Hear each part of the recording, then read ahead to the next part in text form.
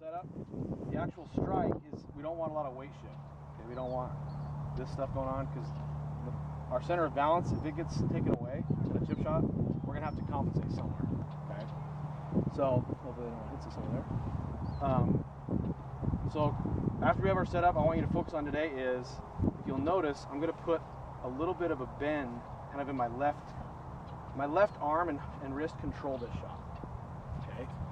The tendency is everyone wants to have that right hand kind of do this. Right? We've all felt that. You kind of want to feel that downward strike. Okay. That actually will lead to a lot more inconsistency because the club face will turn on you like that, or then you'll try to keep it open and you'll blade it. Okay.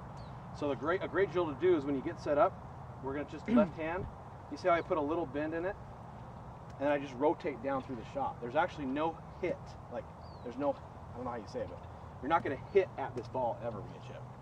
Okay. It's gonna feel more like you just let the left hand bend, and then you just hit down and through, and you'll actually see a lot of spin on the ball. Okay. So when we talk about sequence, it leads into impact.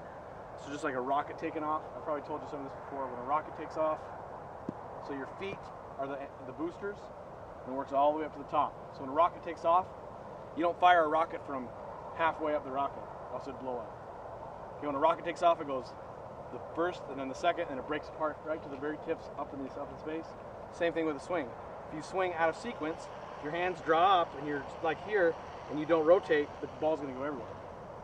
So start thinking about swinging from the ground up and really focus on allowing impact to come naturally as your body wants to rotate instead of you trying to manipulate. Okay? You know, some people prefer an open setup. You know, I would not recommend having a closed setup in your putt, but you can try it if you want, but I would not recommend it. I would recommend an open setup, excuse me, to a square setup. The biggest thing with putting is you want the putter face to not be out of control. Okay, you don't want the putter face bouncing all over the place. You want to be pretty consistent back, pretty consistent through. Let the bigger muscles control the stroke. We'll talk about that. Here is your target, right? Yeah, again, it's that motion. You really want to feel that into the ball, okay? That slapping. Is hands win the race, okay? So the race is between the golf ball. So here's a golf ball, okay, and my hands. So if I set up right, I have a little, we don't want a big forward press, but a little forward press is okay. Okay, what that helps me do, it's basically give my hands a head start. So the white ball is sitting on a checkered flag. Kids like to see those visuals, okay? So imagine there's a checkered flag there, and the gun goes off of the racetrack, bang, here it comes. My hands, if you notice, they've crossed the finish line way up here, but they've crossed the line before this club head. Okay guys, if this stuff happens, that's what happens. The ball will stay down because it brings this leading edge up. I want the leading edge to stay down. Okay. So I just want you to focus on, really quick, we talk about impact, okay? Impact, obviously, we have to feel the weight transfer, okay?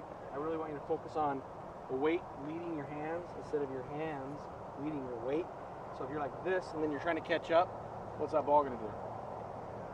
You're here and you're doing this, and then you turn your body, what's that ball most likely going to do?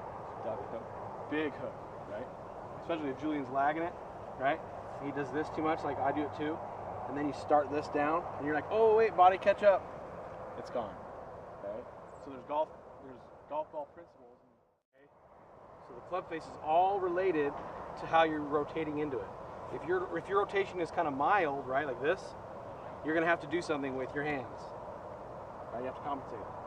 If you're Jason Day and you come into the golf ball and you're just a rotation king, right, you don't have to worry about your hands. Your hands kind of come with you, okay? So I want you to go hit a few more, and I want